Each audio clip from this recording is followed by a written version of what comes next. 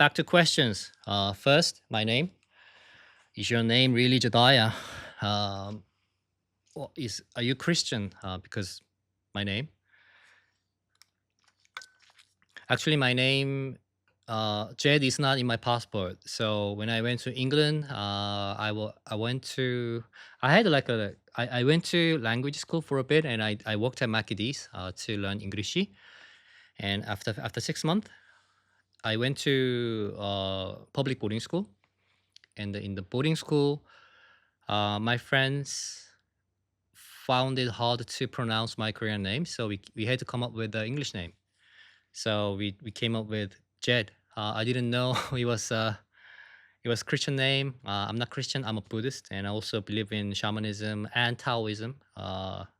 Three things I mainly believe. The Christianity is the biggest religion in Korea, so I'm quite familiar, although I don't have a deep understanding. But I never knew it was Jed was a short name for Jediah, and Jediah is a Christian name. I didn't know that. If I did, I probably would have uh, come up with a different name. But I have a friend whose name is Rod. He's from Hong Kong. I always thought his name was very cool. Rod. Yeah, Rod. Rod also means knob, right? So it's cooler. Anyway, so that's that. My passport, it only says my Korean name. Like I gave you the example of my Hong Kong friends, right? Because of the culture and the relationship with Britain, a lot of Hong Kong boys, they do have English name on their passport, which means it's their real name. But my case, in my passport, there's only Korean name. So Jed is not really my name, but at the same time, I've been Jed for so long. It is part of me as well. About my accent, I often say that my accent is a special fried rice at Chinese place because it's a bit of everything. I have someone said in the comment section, "Oh, you have a very interesting accent. You have a taste of American accent plus British accent, and of course Korean accent." The reason being, I have Korean accent because I'm Korean. I only moved to England when I was 16, and before that time, we in Korea. In Korea, we teach American English because Korea is Americanized in many ways. In Korea, we don't really practice speaking, but like memorizing vocabularies and all that, it's all done in American way. So, so what was I gonna say? So that's why I have a touch of a American accent. It's not really proper American accent. Obviously, you can all tell that. Uh, and I went to when I went to England, I went to Shropshire, Shrewsbury, Wem, and Shropshire, they have very interesting accent. I kind of wish I picked up that accent because I do like it. But again, I went to boarding school, public boarding school. I'm not rich like that. In boarding school, I hung out with a lot of different boys with a different accent. Like for example, one of my best friends was a black guy from London, so he had that accent. A couple of Mediterraneans, two boys from Corfu Island, Greece, and also they were half. Both of them were half. Their mothers were British, which was why they spoke very good English. But they also had this accent, which was not a British European accent, I would say. And I talked to these boys a lot. Plus, I had a high school sweetheart. She had also interesting accent. I think one of her parents was Scouser from Liverpool. They have a very strong accent, and I don't really recall one of her parents having that strong accent because I went to visit the parents quite often. And anyway, because of that, she also had a very unique accent, and I was talking to her all the time. I was talking to the boys all the time. We also had local friends, really good guys, like English boys in the neighborhood and in school, really good guys. They have this Shropshire accent. So all that mixture of my social circle, Because I learned English from them. When the school started, my English was very very bad. So I picked up like a bit of accent here and there. I still kind of I don't wish I had a strong British accent because it's kind of a popular accent, right? I don't think British accent very suits me anyway. But both also being Korean and moving there not so early, I have a Korean accent, Asian accent, if you will. But I kind of wish I picked up the Shropshire accent because Shropshire accent is very interesting. It's not posh, but it's very interesting. I kind of miss that accent sometimes. Anyway, so that's that. And I went to college in London, and it was my kind of dark age because I couldn't make a lot of foreign friends back in London because it's so diverse, and Koreans hang out with the Koreans, Japanese hang out with the Japanese, Indians hang out with the Indians. So like in the beginning of the college, I kind of tried to hang out with a lot of people with a different cultural background, but they all ended up hang out themselves. So I also had no choice but hanging out with Koreans. So that really whole 3 years I didn't really learn anything except for that the degree from the college I was in. What a shame. But it wasn't really up to me. It was very difficult, and I came back. So I still had that weird accent, and then I had like a long-term relationship with foreigners. One of them was South African, and her accent reminded me of people in New Zealand. Do you remember the Flight of Concord? The two boys in that show. She kind of sound like that to me anyway. And I was talking to her all the time. We dated for a few years, and there was not many other foreigners around, so we were just talking to each other all the time, and that flattened my accent a lot, and that dropped my a lot of habits in speaking English. So and also that was a long time ago, and she left and we broke up, and I had a couple of dates, and not so many long relationships with foreign girls, although I've met like good foreign girls here, but it didn't last as long as that one.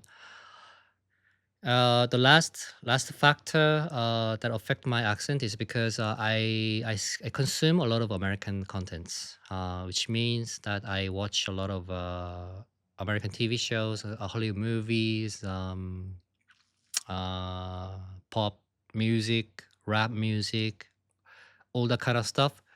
Also affect my accent as well because although I'm older, uh, English and language being my second language, my accent keeps changing slightly. Like if I date a foreign girl with a strong accent, most likely my accent will tend to follow hers.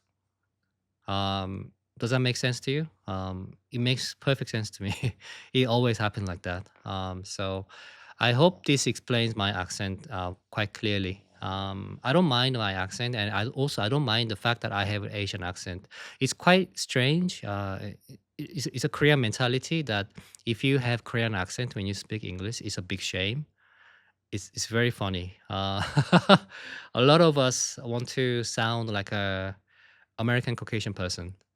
Yeah, and we are obsessed with the pronunciation and accent. It's a little weird because, in my opinion, learning a language is the point of doing that is to communicate, like express yourself and listen to what other people's thought. Isn't it the whole purpose of learning a language? I don't think me trying to sound like a white person is. I don't think it's a point. I just want to communicate with the people very clearly. I really hope that everything I say, they understand them. That's my purpose of learning a language rather than be me trying to sound like someone else. But in Korea, it's very very common. Like you go to England to pursue your education, then you have to sound like a British person. uh, I've met some Korean people with like very, very perfect British accent. Good for them, right? But I never felt like I should sound like them. It's quite funny, and it's quite funny when I was out in the like a social events and like a meeting girls and explaining like my background and blah blah blah. Sometimes I also went to the party where a lot of foreigners in, and those girls are very like those Korean girls are very interested in like foreigners or gyopos or the people who study overseas, right? And I introduce myself and how and why I speak English and blah blah blah. And they go, wow. And girls often go, it's mostly Korean girls, right? They go, oh, you must have a British accent. And they go like, can you detect my British accent? It's not very strong. And they go, oh, what a shame. Like, I don't know. The priority is, I don't know. It's really messed up in my opinion. Someone who studied overseas, someone who lived overseas. I think the important thing is that person understands and speak the language properly and communicate with the people through that language. I think that's the point of learning the language. But rather than that, I don't know. I often feel like, oh, I have to try harder to sound like a British person. But like, why should I do that? See what I mean?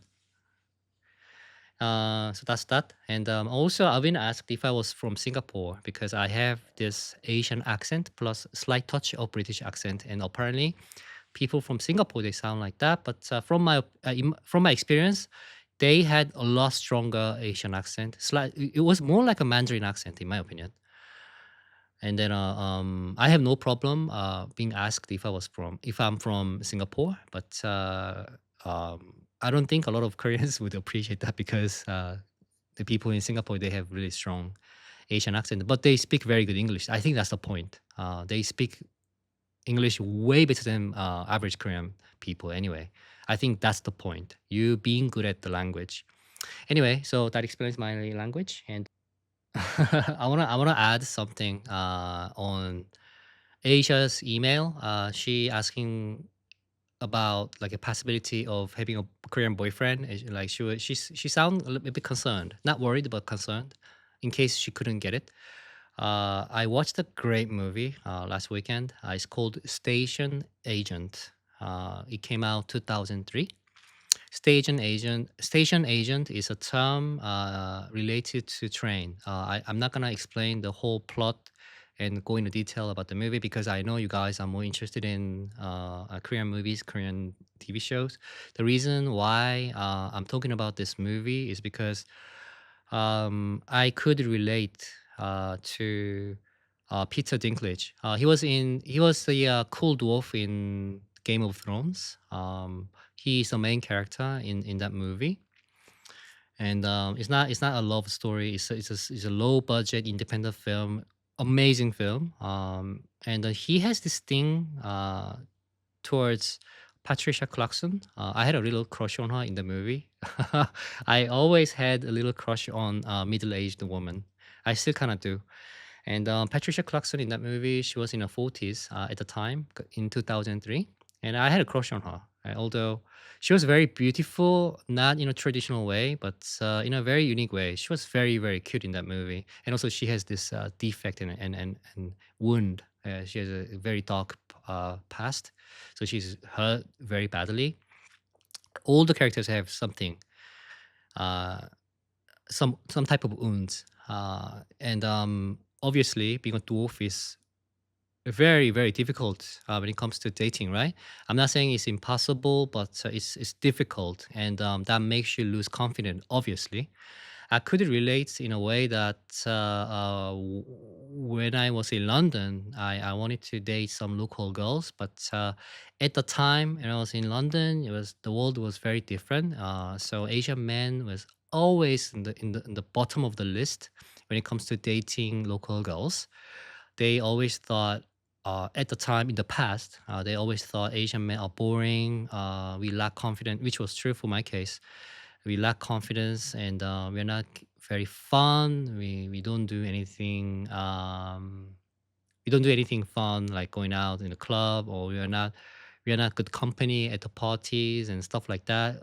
A lot of them, a lot of it are quite true for me. But anyway, the point is, in London, I always felt like I was very minority, and it was very difficult to get local dates.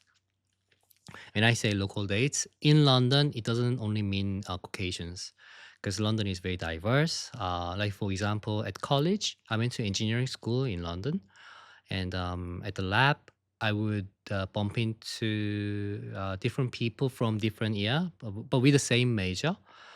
Because we do a lot of experiments, and I had a crush on this Indian girl from year above. I don't know why. I don't know what was the attraction, and she's the only Indian girl I had a crush on in my entire life.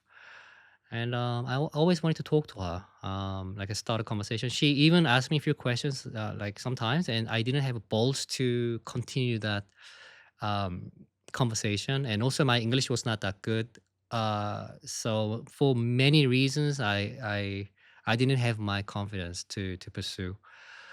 And also, whenever she talked to me, it happened only a couple of times, but I got super nervous, and the conversation didn't go nowhere.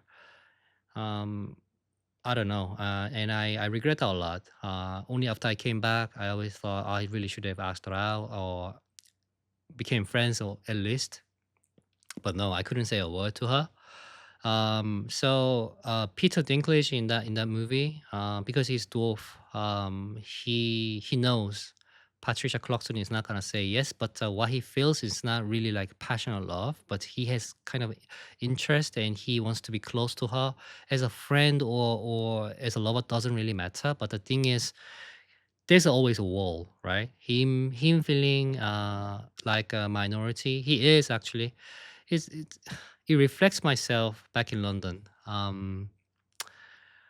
Uh, I really should have asked her out, but obviously being a dwarf is a lot harder than just being a regular Asian back in London in the past. But the context is very very similar, and I felt that when I read Asia's email from her story. I felt like she's worrying a bit too much, and I really want her to not repeat what I did back in London. There's a market for you.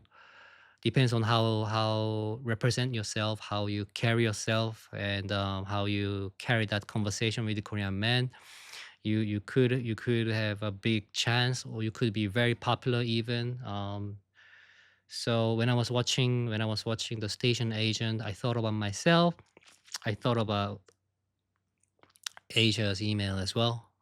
So I really hope people don't repeat what I did back in London. I regret it because if I asked her out, at least I would have an answer, which was most likely no. But it's all I have is like a memory of nothing, right? I would rather have memory of being rejected. That would be a better memory you know, to have in my life. Stupid. And what can you do? We live and learn. Anyway, so I hope this video answers some of your questions, and I'll be back with more questions and more stories. I hope you enjoy this, and he says bye as well. See you in the next video. Thank you for watching. Bye.